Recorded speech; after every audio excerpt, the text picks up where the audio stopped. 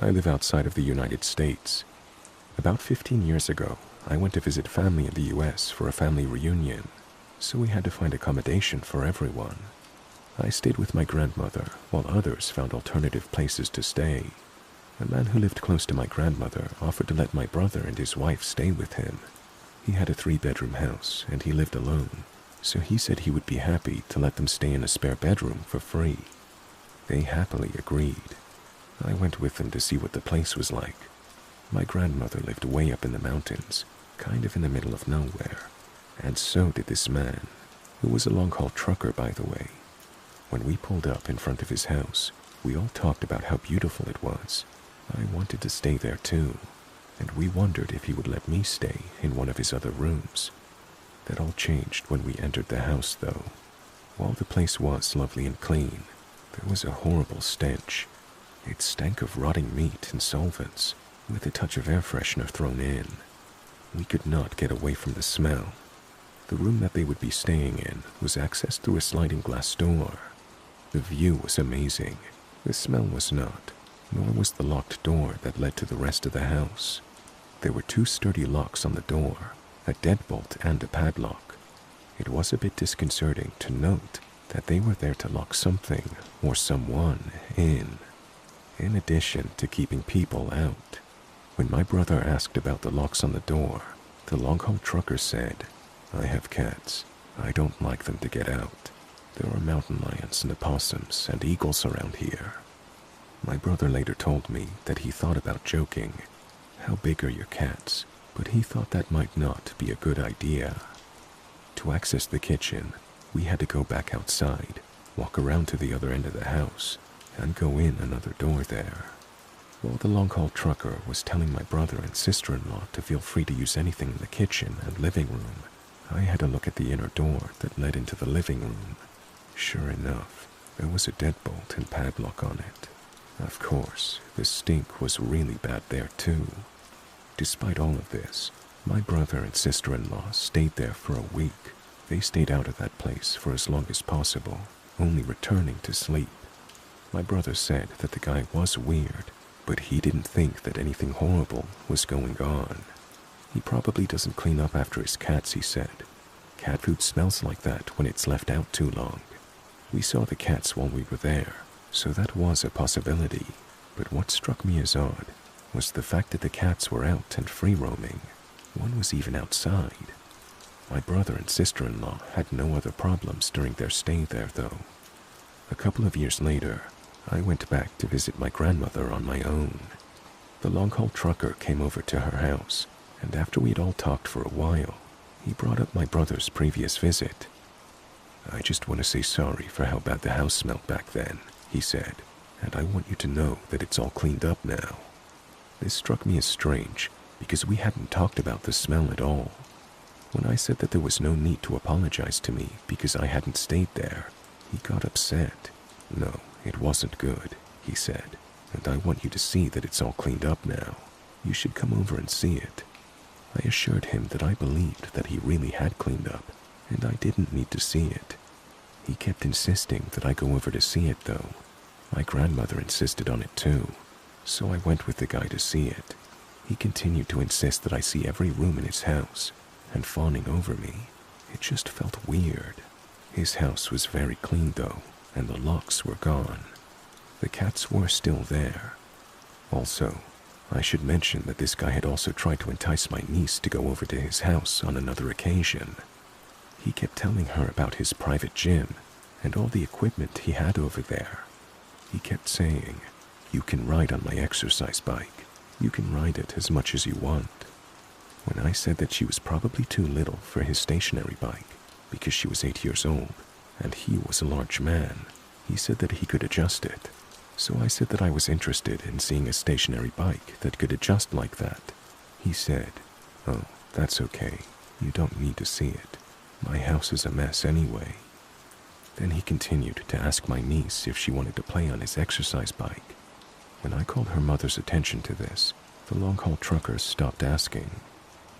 My grandmother passed away years ago, and while I miss her dearly, I don't miss having to deal with that guy.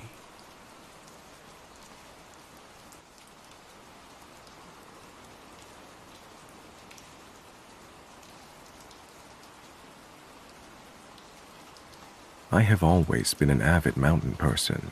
When people say they go to the beach for vacation, I respect it, but I prefer the mountains 100%. Something about these old giants has always fascinated me, as if I just cannot avoid but to be drawn towards them and be in awe when hiking on them. Over my short life, a 21-year-old student, I consider that I've seen a fair amount of mountain ranges in Europe, from the Alps in Switzerland to the Pyrenees in Spain, and from the Italian Dolomites to the Czech Stoloway Mountains. I have always hiked and camped outdoors a lot, with family and friends, but also by myself. Now, I went to the United States for college, and I have always been tempted to do a part of the Appalachian Trail. From the pictures I saw on the internet, I always wanted to see them in person, and I'm not gonna lie, I must say that the great amount of scary stories of these mountains always attracted me a little as well.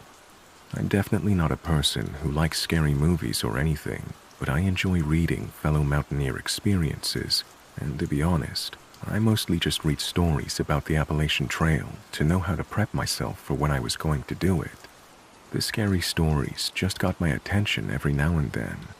That being said, I decided to go this year and do a small part of the Appalachian Trail. I went to do a small part between the borders of Tennessee and North Carolina, with Clingman's Dome being the icing on the cake. I was a little bit hesitant to go by myself, since I'm not very familiar with both the geography as well as the wildlife in this part of the States. I wanted to go with a friend or my girlfriend who's from North Carolina herself. But both my friend and my girlfriend declined because they had to go to work. This was during spring break. So I decided I just had to go by myself, since I'm graduating this year and will return to Europe. I started at this place called Bryson City and walked along the Tuckasegee River until I reached the Nolan Creek trailhead. From there on, I just followed the trail until I would reach Clingman's Dome, and from Clingman's Dome, I would follow the Appalachian Trail for about a week. I had prepared well for this trip. I carried bear spray and pepper spray.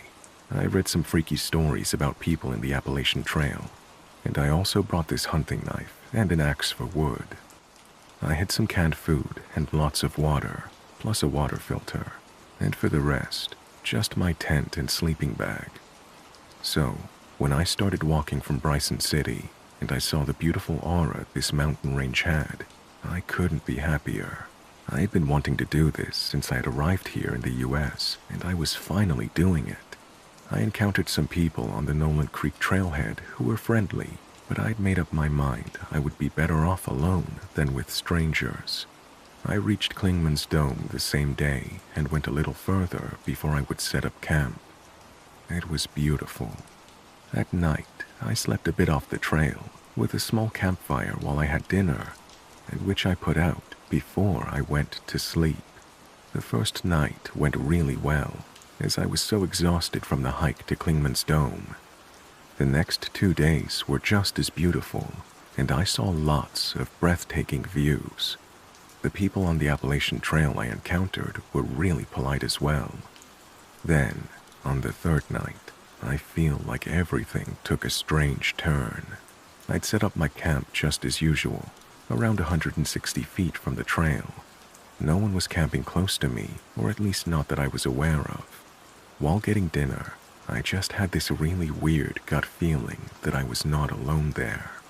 I felt as if someone was looking at me from behind a tree or something. I tried to convince myself that I was having an amazing time, that I was safe, and that it was just my mind playing tricks on me. I went to sleep and put the fire out as usual. Then, before it was daylight again, I woke up. I woke up with this same gut feeling that, even though I was in my tent, that someone was watching my tent from a distance. I did not hear a single bird, which was weird because right before daylight is when they start chirping again. I only heard the wind and the leaves. It made me feel uncomfortable, a bit scared even. I didn't fall asleep again, and the first thing in the morning, after having breakfast in my tent, I broke up camp and decided to continue my hike. During my hike, I encountered a few people, And again, they were very nice, but I stick to myself. While walking on this part of the trail by myself alone, I felt as if I was being watched again. I even had the feeling as if someone or something was following me. So every now and then, I would stop dead in my tracks in order to hear if it was real. Now, obviously, my mind could be playing tricks, but I would swear that I would hear the steps stop a second after I'd stopped. So, according to me at that moment, someone was following me. I looked around the whole time, and I never saw anyone or anything, which made it even more weird.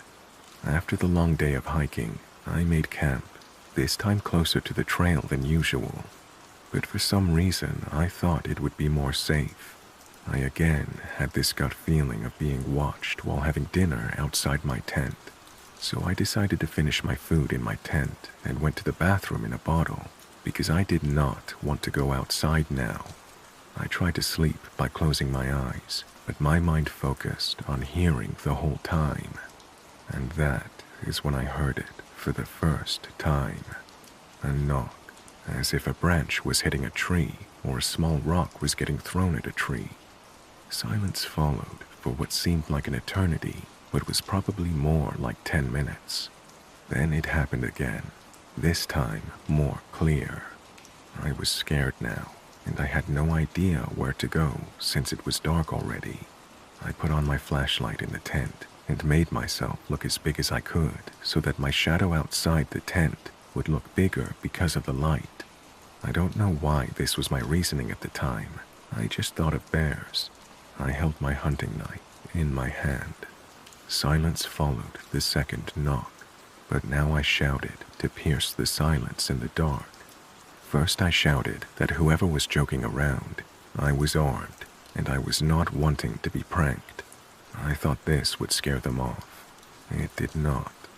It was almost as if this person found it even more funny knowing I was pissed at them.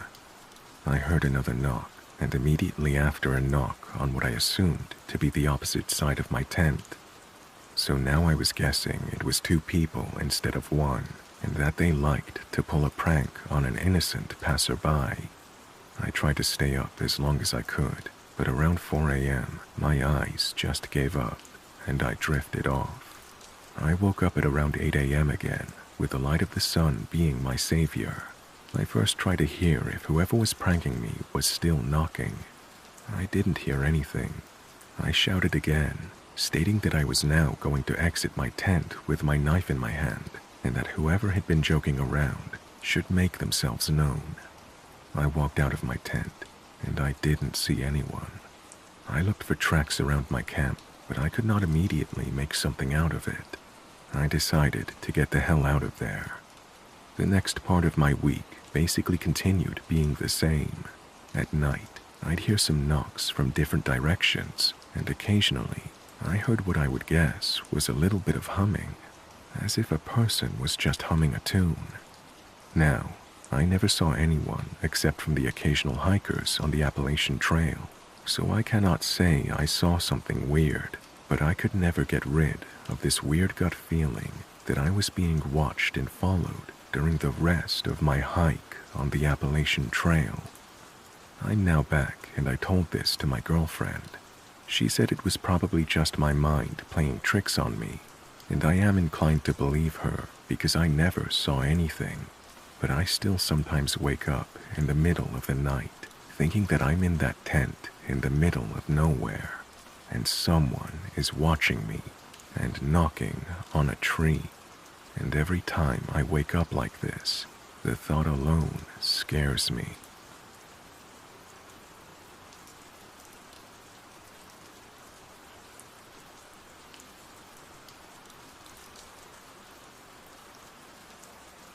My girlfriend and I encountered something very strange this weekend. We trail run. It's sort of become our thing. Yesterday, we found a trailhead that was up towards the mountains, about 2 hours away from Seattle. Pretty remote. So we left early and got to the trailhead at 8 a.m. The trail was particularly difficult, steep enough that we found ourselves walking pretty often. In retrospect, We should have been surprised by what we saw next. Midway through our run, on a steep descent, we pass a lone hiker and think absolutely nothing about the encounter. Alone, maybe 65 to 70, and wearing all white. The clothes were modern, looked perfectly placed for today. Hiking pants, vest, hat. She had one hiking pole and a backpack, all white. Again, modern clothes didn't stand out as strange. We say hello, and she says nothing back. We were running, so there was nothing rude. We simply ran past her. We continue. It gets harder, but progress nearly 3 miles uphill. We get to a point where the trail becomes an overgrown forest road in a small clearing. At this point, the road begins to get very, very overgrown, so we crest a small ridge, and suddenly we see a hiker. It's been 30 minutes since we saw the older lady in white.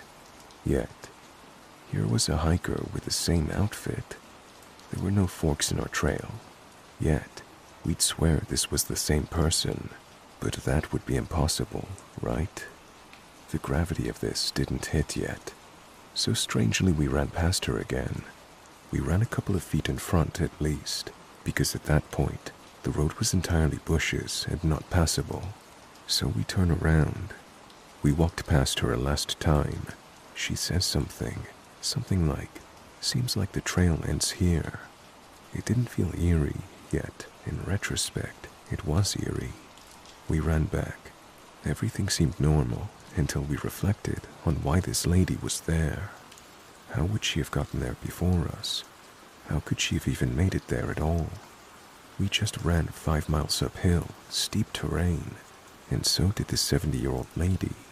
It's been a one-way path. There have been no other turns. The trail we were on at that point was completely overgrown, enough that we had to turn around. Why was she there? How did she get there? Was she the same lady? We ran back the same trail. We never ran into the first hiker.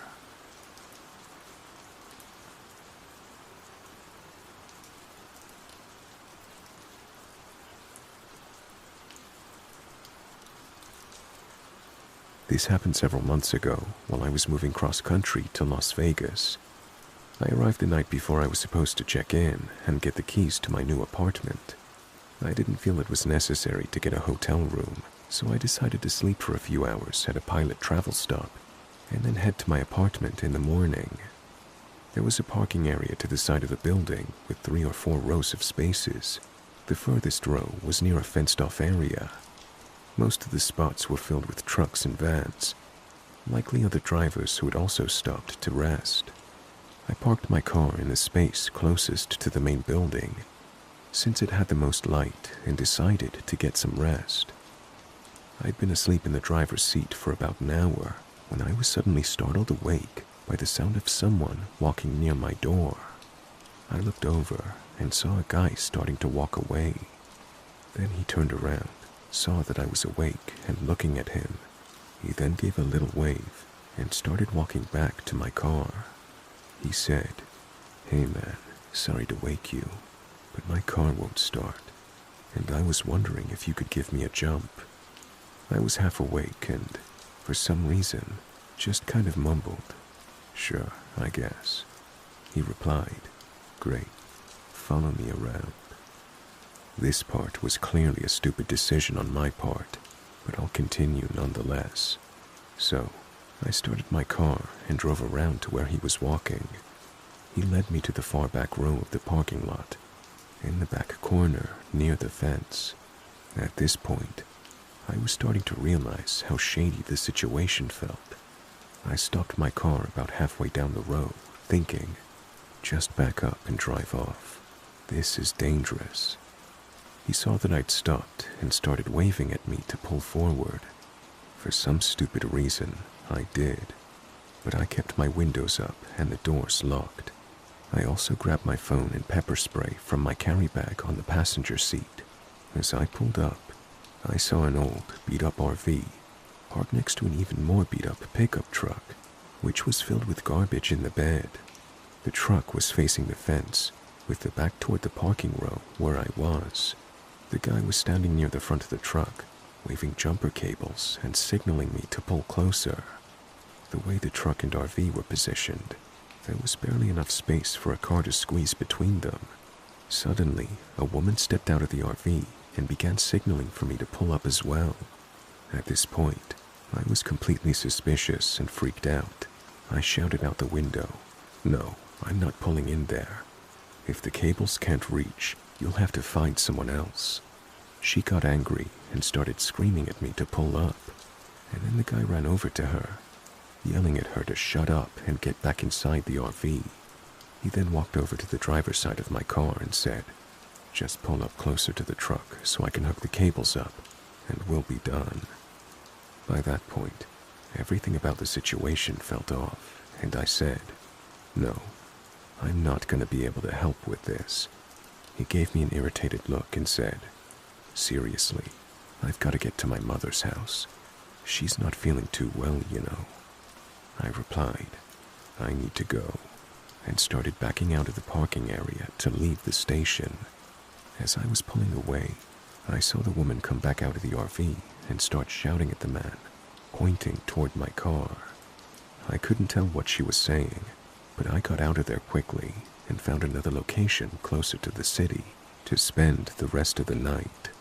I don't know if they genuinely needed help or if it was a setup for something more dangerous, but I immediately regretted the decisions I made.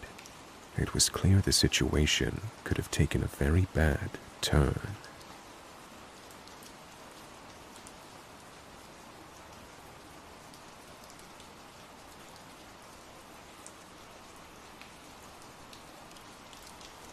It sounds crazy, and if I wasn't with someone who also witnessed it, I would think I was hallucinating it. Anyway, onto the true story that happened around 15 years ago. A friend and I decided to go to a diner for a late-night meal. We were both home, and one of us texted the other to see if they wanted to come eat. I ended up driving, and I picked up my friend, and we went to a diner in Fort Lee, New Jersey. We went to this particular diner because my friend was friends with someone who used to work there. Anyway, we were both disappointed in our food. It was poorly made by New Jersey diner standards. Neither of us finished our meal and decided to head home. While driving, I got distracted by our conversation on how bad the food was and made the right turn too early. I turned into Route 4 and wanted Route 46 instead. Since we were in no rush, neither of us thought it was a big deal. I saw an exit to Grand Avenue, which is where we wanted to go from Route 46, so I took it. It didn't take us where we were expecting. I thought maybe if we kept driving, we would eventually pass through a part of Grand Avenue we recognized. We quickly realized we were in an odd place. I say this because we were driving in the woods. This part of New Jersey is right outside of New York City and is very developed. As we're driving, we see an abandoned car to the left of us. The car didn't look old or beat up. We were questioning why someone would leave their car there. Then suddenly we see a police car up ahead. I figured we would go to the officer and ask for directions, or at least find out where we were. As we approach the police car, we notice all the lights are on and the driver's side door was open. We saw no one around us and started seriously wondering what the fuck is going on. The road up ahead curves and the trees block our view of what's ahead. I see red light coming through the trees, and we figure we're close to civilization again. We finished the curve, and I realized that the red light is coming from the moon. This was no ordinary moon. It covered the entire sky. It was so close, you could see all the craters easily. They were filled with what appeared to be blood. Some of them appeared to be overflowing with blood, leading to rivers of blood. The best way I can describe this is to imagine a volcano spewing blood. I'm watching all this while driving in silence. I say to myself the food must have been drugged, or that I was having a mental breakdown. I tell myself I'm not going to mention what I'm seeing, drop my friend home, and then drive myself to the hospital. As I'm observing the bloody moon that appears so close that it will crash into Earth, I'm pondering what's wrong with me. After several minutes of silence, my friend says to me, "We're going to die." I ask him why he would say that, and he looks at me and says, "Don't you see the moon? It's covered in blood, and it's going to crash and kill us all." Believe it or not, when he said this, I felt a huge sense of relief, because at least I'm not hallucinating. We both can't see the same hallucination at the same time. I tell him the truth about why I stayed silent when I saw it. I described what I saw, and he points out various parts of the moon, and we both quickly come to the conclusion that we're looking at the same thing.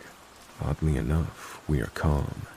I explained that I don't believe that we're looking at the moon, because if it was truly as close as it appeared, we would experience its gravitational effect. We both agreed that death is at hand. Some time passes, and the road has another steep curve. The trees block out the sky, and the red light from the moon continues to shine from them. After driving through the curve, the woods abruptly end. I stop the car, and we both look behind us. The bloody moon is gone. I tell my friend this doesn't make sense, and we need to go back into the woods. He refuses and demands to be dropped off at his home. I drop him off and duplicate the drive I made earlier to get back to the moon. I couldn't even find the woods again. The exit to Grand Avenue didn't lead to the same place as before. For the next several days, I drove around and go through Yahoo Maps and MapQuest to try to find the woods, but I could not find anything close enough to be a candidate. We both talk about it to this day, and we still try to find some meaning in it. My friend was more open to people about what he saw than me, and people tended to think he was crazy or really religious. I stayed relatively silent because I know no one would believe me.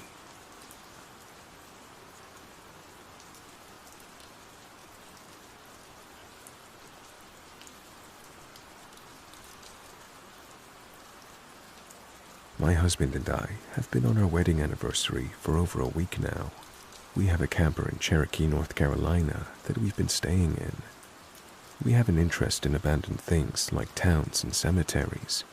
We decided that we would go visit Connor Cemetery near Couches Creek off of Newfound Gap Road, which is about 1.9 from the Oconaluftee Visitor Center.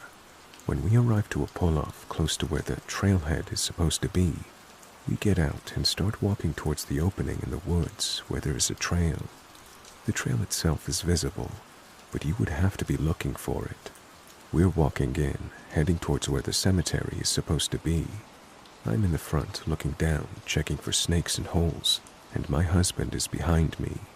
We paused for a second, and he said, "Babe, look at the statue." I start looking around and say where, and he points to the direction. What I was expecting was like an angel statue that you normally see in cemeteries. That is not what it was. I look further up the trail, and off to the side is what looks to be a 12 to 15-foot deer/elk statue. The statue looks like it was either made of wood or wrapped in leather hide and looked preserved. The problem is that nowhere online had it mentioned this statue or anything of the sort. It starts giving me this uneasy feeling because it had a strange face, and it was just a very weird place for something like that to be there. My husband then said that he did not like it at all, and that we should get going. As soon as he said that, we turned around and left as fast as possible. Once we got back to our car, I told him that it did not feel right at all. He agreed with me and said that he saw a deer-like face with no snout, and he thinks that it had blinked and that its right ear had moved, but not like a normal animal ear, but with a full 360 rotation. I told him what I saw was like an elk body with a camel mixed with an elk-like face. On the way back to our camper, I started thinking that I should have taken a picture of it, but unfortunately, I didn't think of that at the time. Once we were back at the camper, we started researching things, and we could not find where this was listed, and we weren't sure if this was even seen before. We decided to go back to a local Native American bookstore that we'd gone to previously, and we spoke to the older lady who runs it. We had explained what had happened, and she advised us to speak to the visitor center in the national park to see if anyone had something similar, or if they knew of any native stories of something similar. She had also said that sometimes the things choose for you to be the only ones to see it. We had thanked the lady and left back to our camper. Now here I am, typing this out, and thinking about what we could have possibly seen out there in the middle of the woods. If you have any information on this, could you please let me know? We will be going to the visitor center tomorrow, and most likely we'll be going back into the woods to see if it's still there or not.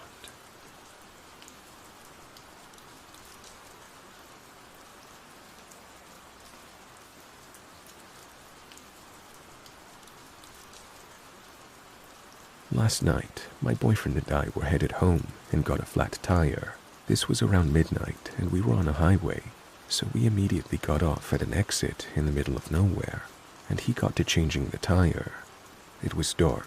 The only light we had were the headlights and our phones. I was very paranoid, and I kept telling my boyfriend I heard things and I feel weird because it was so lonely, but we shook it off with me just being paranoid. The whole time we were there, I felt so paranoid and anxious, but my boyfriend was trying to calm me down so he could just change the tire and leave. I was on the lookout with my flashlight the whole time. Finally, after 30 minutes of being out there, he was finished with the tire. He told me to put something up in the car, and as soon as I went back to him, he yelled at me to get the fuck in the car, and I immediately got in and was just in full panic mode. The whole car was moving from the trunk, and I just heard banging. I kept trying to look back and forth to see where my boyfriend was, and if I saw someone. But honestly, it's such a blur, I can't even remember most of it anymore. Thankfully, my boyfriend immediately gets in the car, and we rush out of there. He proceeds to tell me that he had heard a whistle from a thorn bush in front of us, as if someone was calling to him. He also said he saw jeans and a body figure right behind it when he heard the whistle, and then he immediately picked up the flat tire and was forcing it in the trunk. We were terrified, and we still are, because we were at that location for 30 minutes, so I don't know if the person was just staring at us the whole time, but if that person was, why? Wouldn't they have done something by then? I wish I looked out when we left to see if there was any movement, or if I saw anyone, but we were just in full panic mode, and my boyfriend had chills all over his body.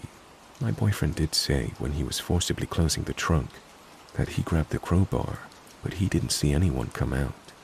The whole thing happened so fast and it was a blur, he didn't exactly see anything else. I truly do believe he saw something, because he felt like it was a life or death situation, and that his body took a screenshot.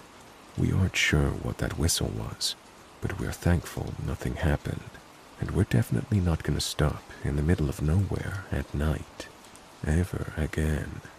A friend said that it could have been his guardian angel looking out for him from that whistle to leave immediately. But yeah, this was definitely the scariest experience we've had.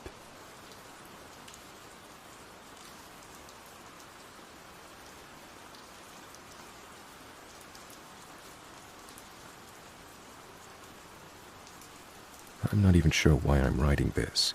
Therapy didn't help. Talking to my mom just gets me a blank stare and don't talk about that stuff. I haven't been back to my hometown in 8 years, and I never will be again. My dad was the sheriff of a small county in western North Carolina for close to 25 years. I won't name the county, not because I'm worried you'll find me, but because I don't think it matters. You've probably driven through a place like it. Population maybe 6,000. A gas station, a Dollar General, and lots of trees. I grew up thinking my dad was the toughest, smartest man alive. The kind of guy who knew everybody by name, could walk into a room and settle a fight just by clearing his throat. He was fair, honest, and he never missed church unless he was on call. People respected him. But there was always something in his demeanor. like a part of him was wound too tight, and he was afraid if he let go, it would all unravel. He drank, but never too much. He didn't talk about work at home, and he hated the woods. I mean hated them. Kind of strange for a mountain sheriff, right? We lived about 10 miles from the national forest boundary. My friends and I would ride bikes up and down those back roads, daring each other to go into the woods after dark. You know, typical rural kid stuff. But if I was out past sundown, even a minute, my dad would come looking for me like the house was on fire. I got grounded for a week one time because I went squirrel hunting with a buddy without telling him. And it wasn't the grounding that scared me. It was the look on his face, like he thought I was already gone. He died in 2017, heart attack. It was sudden and a shock. My mom found him in the garage, slumped over the riding mower like he just leaned in for a nap. He was only 61. At the funeral, my mom asked me to help go through his office just to clean up, maybe donate his old uniforms to the local museum. It was a weird, quiet couple of days. A lot of framed awards, a shoebox full of old keys he'd never labeled, guns of course, a folded flag, and a filing cabinet in the closet, padlocked shut. The key was in his desk drawer, taped underneath. Inside the cabinet were maybe a dozen manila folders, all labeled the same way, 3-letter initials and a date. No notes, no case files, just names like JDW 1982 and RMC 1997. Underneath the folders, stuffed in the bottom drawer, was a hand-drawn map. It was on old paper, folded like a road atlas, starting to soften where it had been folded and unfolded many times. My dad had drawn our whole county by hand. Every ridgeline, every creek bed, every old fire road, and scattered throughout the forest were red X's, maybe 30 or 40 of them. No labels, no explanation of what the X's meant. Some were way off in the backcountry, miles from anything. A few were weirdly close to the town limits. In the corner of the map, in faded black ink, were 7 words. They don't go missing, they go back.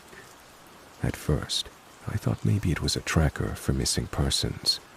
That would have made sense, right? Dad was a cop. People go missing sometimes. Maybe he was keeping his own records off the books. But when I brought it up to my mom, her face went slack, like she'd aged 10 years in 10 seconds. She just said, "You need to burn that right now." I asked her why, and she just kept shaking her head and saying, "That was his burden, not yours." So I took the map and the folders and drove out to our fire pit, just down the hill from the house. I didn't even hesitate. I threw it all in. Everything but one folder I kept in my truck without really knowing why, and lit it up. The paper curled up fast, blackened, and turned to ash within seconds. All of it, except one thing. A small square of that old parchment, about the size of a business card, floated out of the fire and landed on my foot, completely untouched. It had a date written on it, April 12th, 1991, and below that, in my dad's blocky handwriting, AWR, my initials. I didn't sleep that night, not even a little. I kept telling myself it was a coincidence.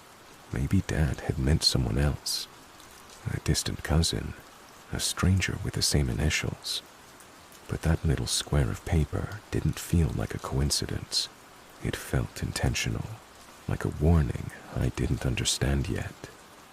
The folder I kept, stuck in the back seat of my truck, was labeled LST 2004. That name didn't ring a bell, but I figured I owed it to myself to at least look through it. There wasn't much in it. A newspaper clipping about a 12-year-old girl named Leah Taylor, who vanished while camping with her family near the forest boundary.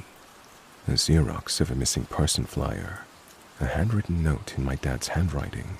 Father swears he saw her standing in the woods a week later, smiling, wouldn't come when called, and one photo. It was a Polaroid, faded, maybe taken at dusk. It showed the tree line just off one of the Forest Service roads, and between two trees, barely visible if you weren't looking for it, was a small, pale face, just peeking out. I can't say for sure if it was Leah. Hell, I can't say it was even human, but something about that face made me want to put the folder back in the fire and never speak of it again. Instead, I started digging. Over the next few weeks, I spent every night researching old missing person reports from the county. Some were obvious accidents, car wrecks, drownings, even a couple that were solved years later. But a few stuck out. They weren't just missing, they vanished under weird circumstances.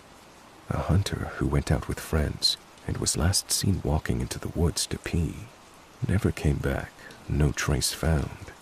A teenager who supposedly ran away from home but left his wallet, keys, and shoes behind. His mom swears she saw him outside the kitchen window 6 months later, just standing by the tree line. A man who was found naked and disoriented in the woods after being missing for 3 days. He kept repeating the phrase, "I heard them whispering." All these cases happened near red X's on my dad's map. I didn't have the original anymore, but I remembered enough of the layout to cross-check it against Google Earth. The clusters lined up, near old logging roads, near caves, near places with no cell service and no reason to be out there, unless you were looking to disappear. And here's the kicker. None of these cases made it past the local news. No FBI, no national spotlight, no Dateline specials, just quietly dropped, forgotten, or explained away as hikers getting lost. But my dad had been tracking them for decades. This is where it started getting bad. One Sunday, about a month after the funeral, I went to our old church, mostly to be with my mom, who still attended every week. Same old wooden pews, same hymns, same awkward hugs from people who didn't know what to say. But after the service, I noticed someone I'd never seen before. A man, maybe late 50s, wearing a too-tight dress shirt and slacks that didn't match, balding with these pale, watery eyes. He didn't talk to anyone, just stood by the back doors, hands folded like he was waiting. When we made eye contact, he smiled, but it wasn't warm. It was knowing. After I helped my mom into her car, I turned back to look for him, and he was gone. Later that night, I found a note tucked under my windshield wiper. A torn piece of paper that said, "You're looking in the wrong direction. It's not where they go, it's when." By early summer, I couldn't sleep. I couldn't think about anything else. I was obsessed. I started going out to the forest roads near the X's I remembered, just to see if anything felt off. Most nights, nothing happened. But on June 12th, I drove out to an overgrown pull-off near an old firebreak road. One I remembered being near the center of the map, marked with 3 X's all within a half-mile. I parked, killed the engine, and waited. It was quiet. No birds, no crickets. Even the wind felt like it had stopped. I sat for about 45 minutes before I saw it. Movement, maybe 30 yards into the tree line. Not fast, just slow and deliberate. I turned on my flashlight and walked a few paces in. There was a figure, back turned, maybe 100 feet away. Too small to be an adult, wearing what looked like a white dress or nightgown. I called out, "Hello, are you okay?" The figure didn't move. I called again, nothing. Then I took one step forward, and it turned to face me. It wasn't a child. I don't know how to explain what I saw. It looked like a child at first, same height, same frame, but its face was too long. Its eyes were too far apart, and the way it stood, like it didn't understand how to use its body. It smiled, and then it ran, not away, but sideways, impossibly fast, deeper into the woods without making a single sound. I ran back to my truck, locked the doors, and peeled out of there so fast I nearly tore off my bumper. After that night, I stopped sleeping altogether. Even during the day, I couldn't shake the feeling that I was being watched, not by a person, more like the place itself was watching me. The woods weren't just quiet anymore. They were waiting. I tried telling myself it was a trick of the light, that my mind had finally snapped from stress. But deep down, I knew better. That thing I saw, it wasn't human. Or it was once, maybe. That's when I remembered the words from the map. They don't go missing, they go back. I kept turning that phrase over and over in my head. Go back to what? Back in time, back to something older, back to where they came from. And then I remembered the note left on my windshield at the church. It's not where they go, it's when. I started wondering, what if the people who disappeared weren't dead? What if they weren't taken by some cryptid or cult or serial killer?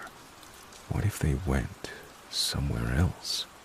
What if the forest wasn't a place? It was a door. A door that only opens under the right conditions. A door that wants you to come through, and once you do, you're not lost. You're back. I couldn't take it anymore. I drove back to my mom's place and told her I needed to know everything.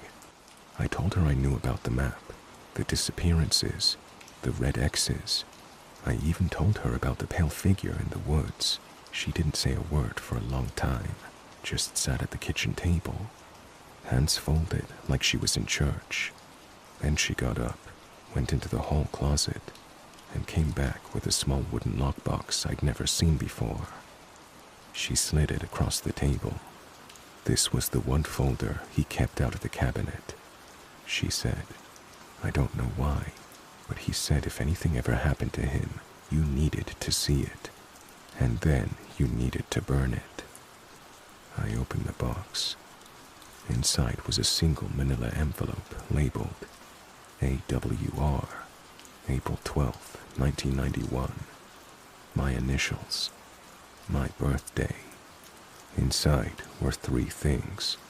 A photo of me as a baby, bundled in a blanket, sitting outside what looked like a ranger station.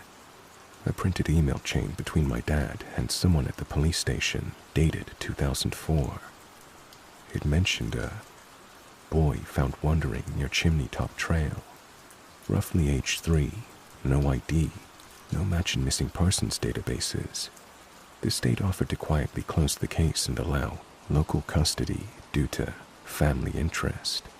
A handwritten note from my dad. He came back. Not the same, not at first, but he grew into himself. Maybe it needed a piece of him. Maybe it gave something back. I don't know, but I couldn't leave him out there. He's my son. I sat there for what felt like hours, shaking, cold, because if I was found in the woods at 3 years old, where the hell was I before that? I don't know how much of this story you'll believe. If I read it a year ago, I'd think the person writing it was either unhinged or trying to sell a screenplay. But I'm telling you this because I can feel it happening again. Whatever it is, I dream about the woods every night now. Not just about being there, belonging there, like it's calling me home. I see the trees swaying in rhythm, even when there's no wind. I hear faint voices when I leave the windows open. Sometimes, when I wake up, there's dirt on my feet. Last week, I found a small red X scratched into the bark of the oak tree outside my apartment. I live in a suburb now, nowhere near North Carolina. It doesn't matter. It found me anyway. I know I can't run. My dad tried. That map was his attempt to understand it, maybe to stop it, but he couldn't, because they don't go missing. They go back. And I think I'm about to go back too. If you're reading this, don't come looking. Don't go into the woods alone. If you see a figure in white, don't speak to it. And whatever you do, don't answer if something whispers your name.